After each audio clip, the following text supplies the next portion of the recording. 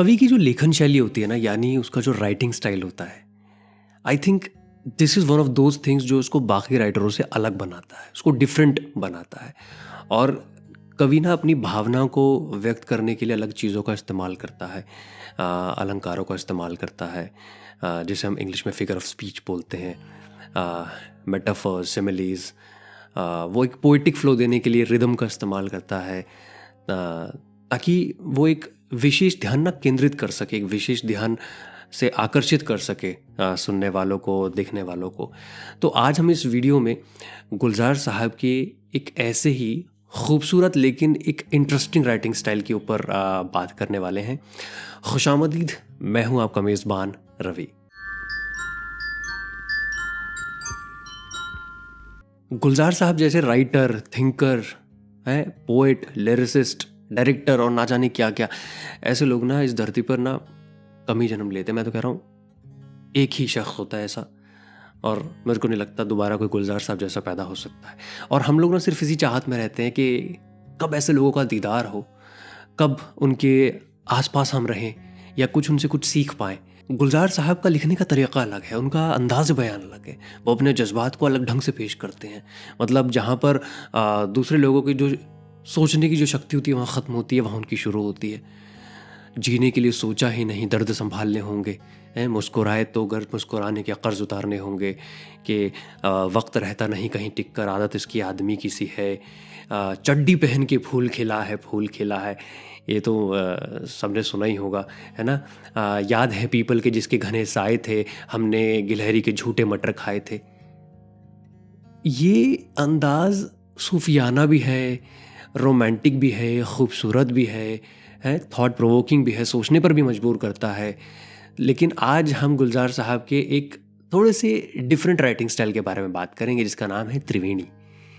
कांटे वाली तार पे ये किसने गीले कपड़े टांगे हैं, कांटे वाली तार पे ये किसने गीले कपड़े टांगे हैं, खून टपकता रहता है और नाली में बह जाता है, क्यों इस फौजी की बेवा हर रोज ये वर्दी धोती है।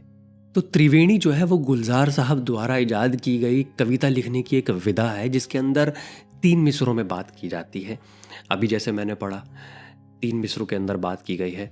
तो पहले जो 2 मिसरे होते हैं वो कहीं ना कहीं एक पूर्ण कविता की बात कर देते हैं, लेकिन जैसे ही तीसरा मिसरा इंट्रोड्यूस होता है कविता के अंदर, वो एक अलग डायमेंशन दे देता है उस कविता को, एक अलग मतलब दे देता है उस कविता को। मतलब आप ये समझिए कि जब तक 2 मिसरे चल रहे हैं, जब तक 2 मिसरे आपके कानों में पड़ रहे हैं, यू आर लाइक, और अचानक से जैसे ही तीसरा मिसरा आता ना, आप एकदम से आश्चर्यचकित हो जाते हैं कि ये क्या हो गया, है ना। कि जैसे कि चलो आज इंतज़ार ख़त्म हुआ, चलो आज इंतज़ार ख़त्म हुआ, चलो अब तुम मिल ही जाओगे। 2 मिसरे हो गए, अब तीसरा मिसरा देखें कि मौत का कुछ फ़ायदा तो हुआ। मतलब शुरू के 2 मिसरों में आपको मालूम ही नहीं है कि बात किस चीज़ के बारे में हो रही है कि चलो आज इंतज़ार ख़त्म हुआ, चलो अब तुम मिल ही जाओगे, मौत का कुछ फ़ायदा तो हुआ। क्योंकि मौत के बाद तो सबने मिल ही जाना है। लेकिन जैसे ही ये तीसरा मिसरा इंट्रोड्यूस हुआ, कविता का पूरा मतलब बदल गया।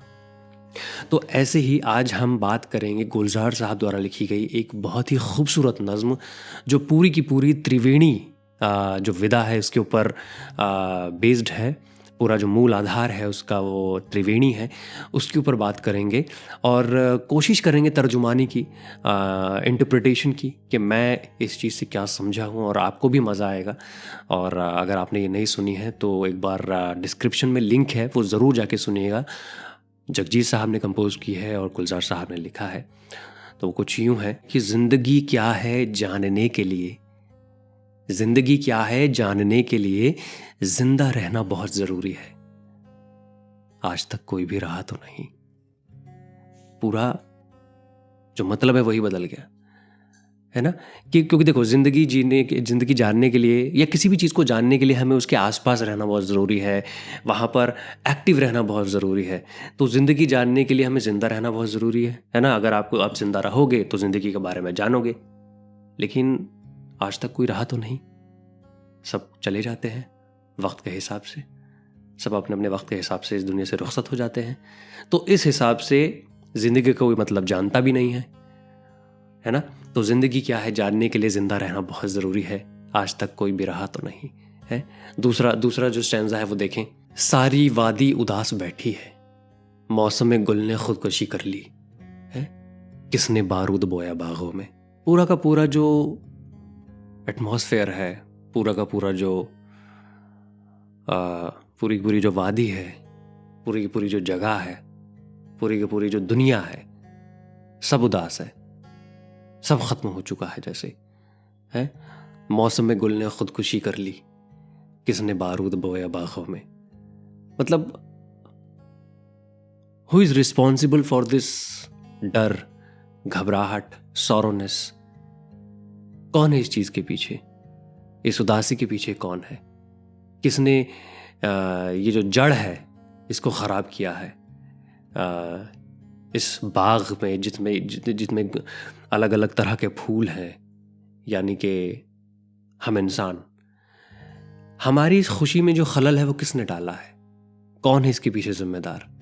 सारी वादी उदास बैठी है, मौसम में गुल ने खुदकुशी कर ली। हमारा जो अच्छा वक्त है वो ख़राब है, ख़त्म है, उसका कोई वजूद नहीं है अब। इसके पीछे रिस्पॉन्सिबल कौन है?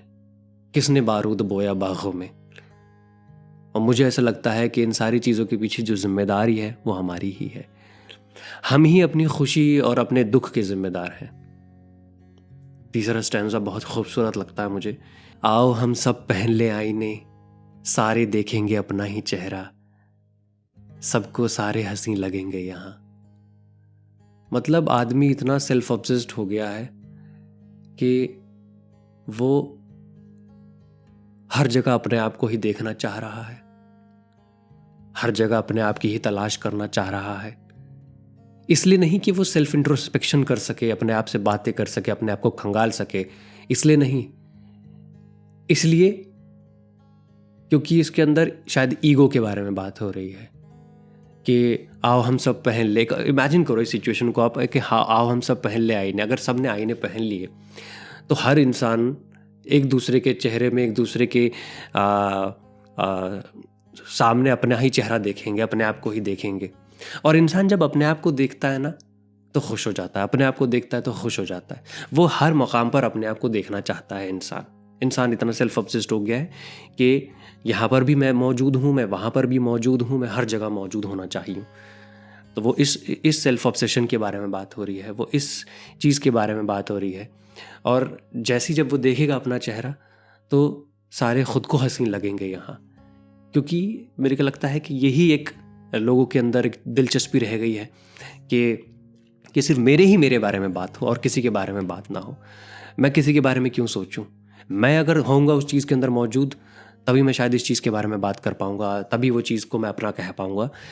तो यहाँ पर उस ह्यूमन टेंडेंसी के बारे में बात की गई है, उस चीज़ के बारे में बात की गई है जो एक आम जनता में, एक आम ह्यूमन में आजकल हमें दिखाई देनी पड़ती है, हमें जो दिखाई देती है।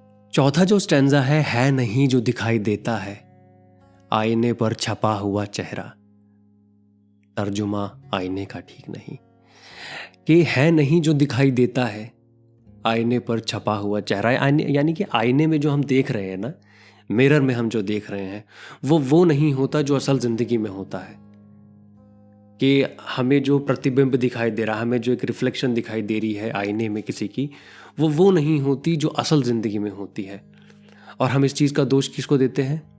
किसी और को देते हैं। जैसे इस पंक्ति के अंदर दोष किसको दे दिया? आईने पर दे दिया कि तर्जुमा आईने का ठीक नहीं है, आईने की जो रेंडिशन है, आईने की जो रेंडरिंग है वो ठीक नहीं है।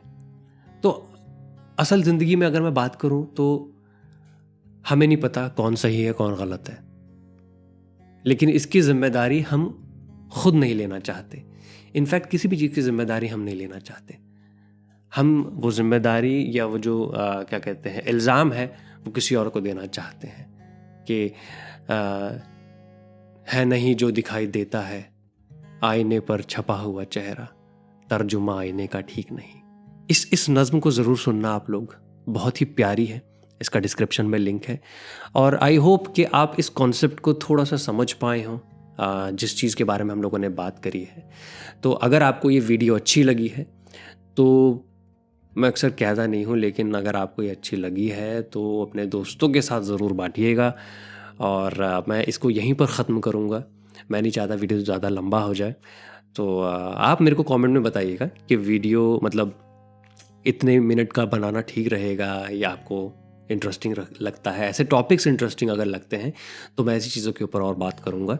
और बाकी आप लोग अपना ख्याल रखें, चैनल को सब्सक्राइब करें और मैं जल्द ही मुलाकात करूँगा आप लोगों से एक नई वीडियो के साथ।